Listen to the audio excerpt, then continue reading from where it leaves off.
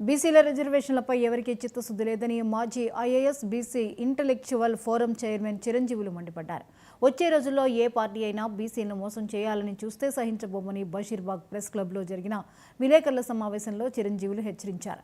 3 నెలల్లో పంచాయతీ ఎన్నికలు నిర్వహించాలని హైకోర్టు తీర్పునిచ్చింది.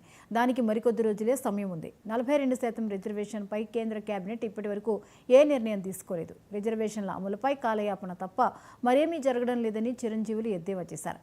బీసీలకు 42% రిజర్వేషన్లు అమలు చేసేలా కాంగ్రెస్ ధర్నాలు చేయాలని ఆయన ప్రభుత్వానికి సూచించారు. ఎన్నికల ప్రక్రియ కంప్లీట్ చేయమని చెప్పలేదు. సో ముఖ్యంగా మేము ఇక్కడ ఏం కోరుతున్నామంటే, మొట్టమొదట ఒక్కొక్క పార్టీ రోల్ ఏంటో మనం చర్చించుకున్నాం. ఇప్పుడు హైకోర్టు నేపథ్యంలో 30 రోజులు అన్నారు. 30 రోజులలో 4 రోజులు అయిపోయింది. 26 రోజులు ఉంది. 26 రోజుల్లో కూడా మరి ఈ 42% రిజర్వేషన్ సాధించుకోవడం ఎట్లా అనే దానిపైన మనం మాట్లాడాల్సి ఉంటుంది. సో ముఖ్యంగా ఇప్పుడు రాష్ట్ర ప్రభుత్వము ఇక్కడ బిల్లు పాస్ చేసి గవర్నర్ ఆమోదంతో కేంద్రానికి పంపించి దాదాపు 3 నెలల సమయం.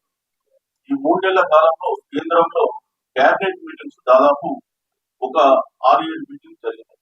ఏ ఒక్క మీటింగ్ లో కూడా ఈ బిల్లు గురించి చర్చ రాలేదు. ఇవాళ కేంద్ర కేబినెట్ ఈ బిల్లు పైన చర్చించి ఆమోదించుంటే మనం హైకోర్టుకి వెళ్ళేసి మా బిల్లు ప్రాసెస్ లో ఉంది 42%, మీరు మాకు కొంత టైం ఇవ్వండి అని చెప్పి టైం ఆడుకునేటువంటి అవకాశం ఉంది. కానీ ఇప్పటి వరకు అది జరగదు.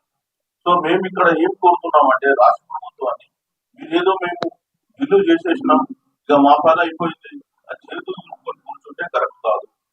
దయచేసి మీరు బిల్లు పాస్ చేసినప్పుడు అసెంబ్లీలో ఏం చెప్పినారు, అఖిల పక్షాన్ని తీసుకెళ్లి ప్రధానమంత్రిని ఒప్పించి ర్యాంక్ షెడ్యూల్లో పెట్టిస్తామన్నారు. సో మీరు ఏదైతే అసెంబ్లీలో ఆ మాట అన్నారో దాని ప్రకారం మీరు ముందుకు పోవాలని చెప్పి కోరుతున్నాం. ఇప్పటి వరకు అఖిలపక్ష సమావేశం జరపలేదు, బీసీ సంఘాలతో మాట్లాడాలి, కేవలం హైకోర్టు జడ్జిమెంట్ ఆసరాలు తీసుకొని మేము ఎన్నికలకు పోవాలనేటువంటి ఒక ప్రయత్నం చేస్తున్నారు. గతంలో కూడా మీరు కేవలం ఓటర్ లిస్టుల ఆధారంగా ఎస్సీ ఎస్టీ బీసీలను గుర్తించి ఎన్నికలకు వెళ్ళాలని ప్రయత్నం చేస్తే అప్పుడు సంఘాలని పోరాటం చేయడం